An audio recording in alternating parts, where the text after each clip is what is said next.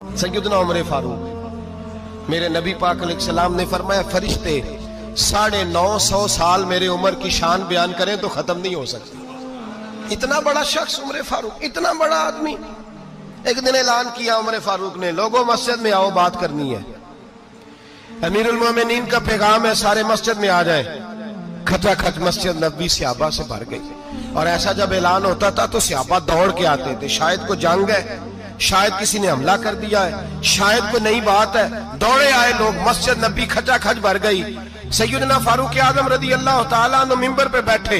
Hazrat Abdurrahman ibn of रदी अल्लाह तआला अन्हु फरमाते हैं कि सहाबा तजस्सुस के देख रहे हैं कि पता नहीं किसी तरफ से पैगाम नहीं आ गया, कोई काफिर हमला नहीं करने लगा, अल्लाह जाने क्या हुआ है, बड़ी परेशानी है। उमर बैठे, अल्लाह की हम्द की, नबी पाक सल्लल्लाहु अलैहि वसल्लम पर दुरूद पढ़ा और फिर उमर फारूक बोले, फरमाने लगे, मैं जब मक्के में रहता था ना तो कभी घर में कहत आ जाता था, कभी कहत आता था घर में, बकरियों के दूध खुश्क हो जाते थे, गंदम नहीं मिलती थी, पानी नहीं होता था।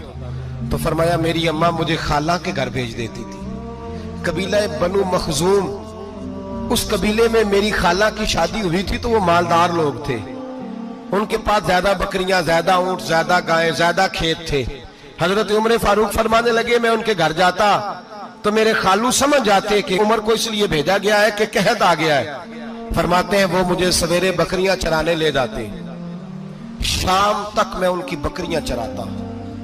अमीरुल मोमिनीन उमर, एक तरफ मसला यह है कि कैसर और किसरा की दीवारें हिल रही हैं उमर के नारों से, और इधर उमर मिंबर पे बैठ के खुतबे दे रहे हैं। फरमाते हैं मैं बकरियां चराता, शाम तक खाला के घर जाके मजदूरी करता, और फरमाते हैं शाम होती तो एक मुट्ठी किशमिश मुझे देते वो।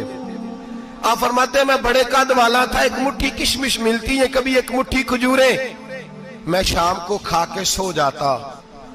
कई महीने यूं ही गुजरते तो मेरी अम्मा का पैगाम आता कि हालात सही हो गए, मेरे बेटे को भेज दो। ये बात कही, हजरत उमर रोने लगे और फिर कहने लगे, अब वो वक्त आया है कि लोग मुझे अमीरुल मोमिनीन उमर कह के पुकारते हैं। बस ये दो बातें की। उमर ने कहा चलो जोहर का वक्त हो गया, अजान पढ़ो, उठो नमाज पढ़े, उठो।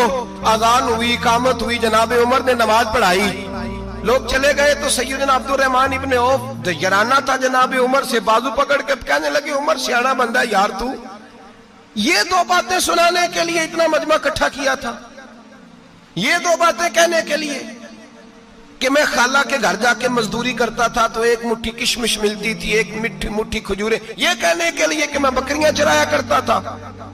तो हजरत उमर फारूक रदी अल्लाह तआला अन्हु फिर रोए, फिर आंखों में आंसू आए। कहने लगे, अब्दुर्रहमान आज ना मिस्र शाम से कुछ लोग आए थे और वो बता रहे थे कि उमर तेरा डंका वहां भी बड़ा बजता है।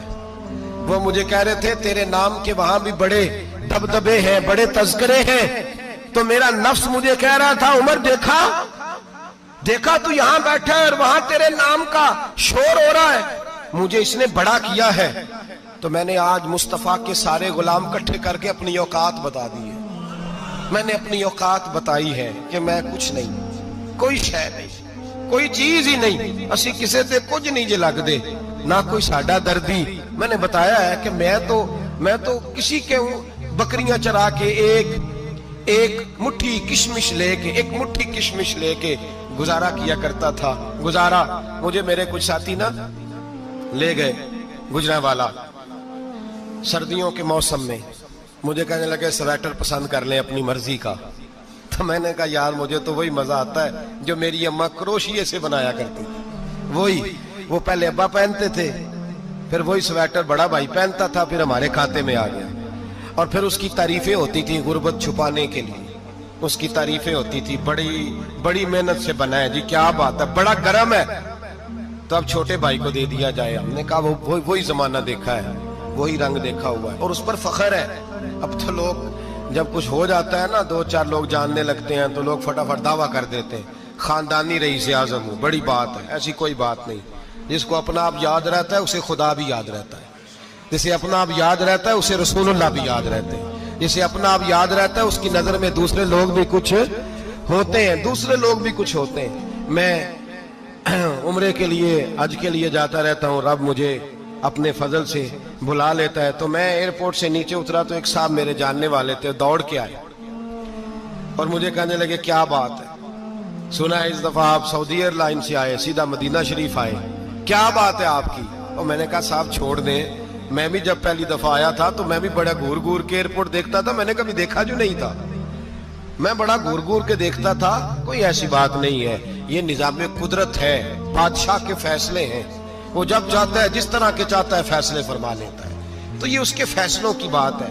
ہم لوگ نا جس حیثیت پہ ہوتے ہیں وہیں رہ جاتے ہیں, پچھلی بات بھول جاتے ہیں, اس لیے ہم چاہتے ہیں جو بھی ہمیں ملے جھک کے ملے, جو بھی آئے, اور یہ میرا آپ کا سب کا مشترکہ معاملہ ہے. میرے نبی پاک صلی اللہ تعالی علیہ وسلم نے صحابہ سے پوچھا تمہیں بتاؤں جنت کے بادشاہ کون ہوں گے؟ جنت کے عام لوگ نہیں, جنت کے, بولیے گا ذرا, جنت کے اللہ بادشاہ. جنت میں تو جانا بڑی بات ہے, حضور جنت کا بھی بادشاہ, ابن ماجہ میں لفظ ہے. تمہیں پتہ ہے جنت کے بادشاہ کون ہوں گے؟ تو میرے مصطفیٰ کریم صلی اللہ تعالی علیہ وسلم کے غلاموں نے کہا حضور ہمیں نہیں پتا. تو حضور نے فرمایا جنت کے بادشاہ وہ لوگ ہوں گے جنہیں دنیا میں کوئی بھی نہیں جانتا تھا, جن کے کپڑے سادے ہوتے تھے, جو غریب لوگ ہوتے تھے, جو سفارش کرتے تھے تو ان کی قبول کوئی نہیں کرتا تھا, جو کسی کے ساتھ جاتے تھے تو ان کو مانتا کوئی نہیں تھا. وہ جنت کے بادشاہ ہوں گے, بادشاہ. اور فرمایا قیامت کے دن جب لوگ انہیں دیکھیں گے تو ان پر فخر کریں گے, رشک کریں گے, کہیں گے کیا بات ہے تمہاری, یہاں تو شوق ہی بڑا ہے. غریبوں نے بھی پوسٹر بنائے ہوئے ہیں, ڈاکوؤں, لٹیروں, چوروں کی تصویروں کے ساتھ لگوائے ہوئے, اپنے آپ کو بڑا کرنے کے لیے. عاجزی اختیار کریں, عاجزی اختیار کریں, اپنے آپ کو مٹانے کی کوشش کریں. رب کریم کے بندے آگے بڑھ بڑھ کے اپنا آپ دکھاتے نہیں, بڑا شوق ہے, پہلے فوٹو کھچا لو, باقی باتیں بعد میں ہوں گی, پہلے ویڈیو بنا لو, باقی کچھ اور بعد میں ہوگا. پہلے اب تو پرسوں ترسوں مجھے ایک مولانا کہنے لگے کہ آپ سے میں نے, وہ یہاں جمعہ پڑھنے آتے ہیں کبھی کبھی, میرے دوست ہیں, کہتے ہیں آپ سے میں نے سنا تھا کہ اگر کوئی اس نبی پاک کا فرمان ہے, اگر کوئی نذرانہ دے تو اس کو لے لو, اگر کوئی تحفہ دے تو اس کو, حضور نے فرمایا لے لو اگر تمہیں کو دیتا ہے, اپنی مرضی سے, مانگنا منع ہے, کوئی دے دے تو لے لو, ورنہ ایک وقت آئے گا تم مانگو گے تمہیں ملے گا نہیں, جب کو دے دے تو لے لو. کہنے لگے آپ نے کہا تھا کو دے دے, تو اس وقت سے میں کوئی سوٹ دیتا ہے مجھے میری مسجد کا نمازی تو میں لے لیتا ہوں, کوئی مجھے کوئی اور شے دیتا ہے تو میں آپ سے سن کے, تو اگر میری مسجد کا نمازی سوٹ پکڑاتے ساتھ فوٹو بھی کھینچے تو پھر میرے لیے کیا حکم ہے, وہ خوشبو کی ڈبی دیتے ہوئے ساتھ فوٹو بھی کھینچے, پھر میرے لیے کیا حکم ہے.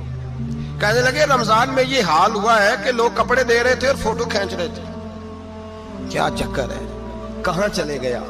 غریب آدمی کی عزت نفس کو کچل ڈالا پکڑ کے, ایک جوڑا سال کے بعد امام کو دیا, اس کی بھی تصویر کھینچ کے فیس بک پہ دے ڈالی. یہ ہماری آج